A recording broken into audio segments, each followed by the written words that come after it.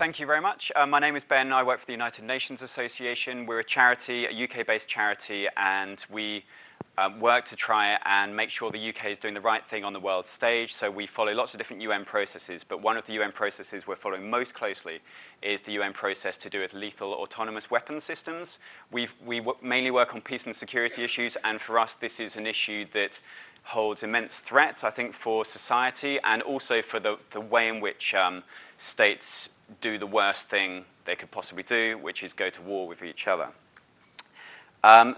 Historically, since 2001, when armed drones first came into action, they were rushed into action following 9/11, and since then we've seen more than 10 different states around the world acquire this technology, and dozens of other states in the process of trying to create armed weapon systems, such as these armed drones. But there's a fundamental difference, and this is what the UN's discussing now. There's a fundamental difference between the idea of a drone and a lethal autonomous weapons system. A drone is still being controlled. The release of force is being controlled by a human. That human may not be in the cockpit, the same as sort of traditional sort of air-based warfare, but that there's still someone in control deciding when to release force. A lethal autonomous weapons system is different because there's no human in the loop. So this decision to delegate the use of lethal force to a machine presents us with a very, very different calculation that right now, the way that militaries are developing and the way the amount of money that's being put into these sorts of developments is making the possibility of this sort of weapon being created very real, and it's something that we need to consider. So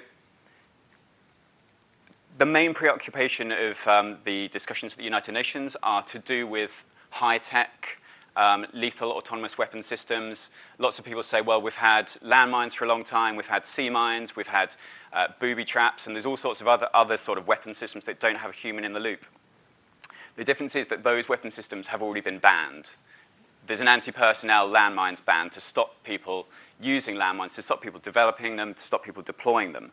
The decision to ban those weapons were largely based around human control, because it's considered that once that mine or once that weapon is deployed, there is not a moment of human deliberation in between when that weapon is used and whether or not that weapon should be used. There's also biological and chemical weapons, which set an interesting precedent for us.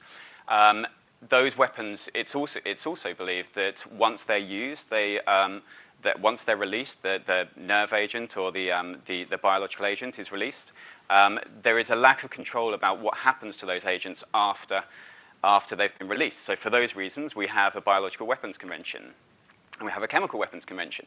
Now these, as we know from what's happened in Syria, these chemical weapons conventions and these pieces of international law are not perfect, and they don't stop every single attack from happening. What they do is create a stigma against the use of this weapon, and they create a sort of international consensus over what is acceptable and what's not acceptable. For me, the most important aspect of this issue isn't actually that international law-based approach. It's the moral approach as to lethal autonomous weapons systems. To delegate the decision of life and death to a machine, for me, crosses a fundamental moral line. It's hard also to see in principle, if we're happy to delegate that decision to a machine, what we would not be happy to delegate in the future, like nuclear weapons, for example. Should the decision over the use of nuclear weapons be delegated to a machine? Running government, there's all sorts of, the decision about going to war, it's hard to see if we allow the use of killer robots to make those decisions, then where we would draw that line. So I'm looking forward to finding out more about what your opinions are on this later on, and thank you very much. Cheers. Thanks,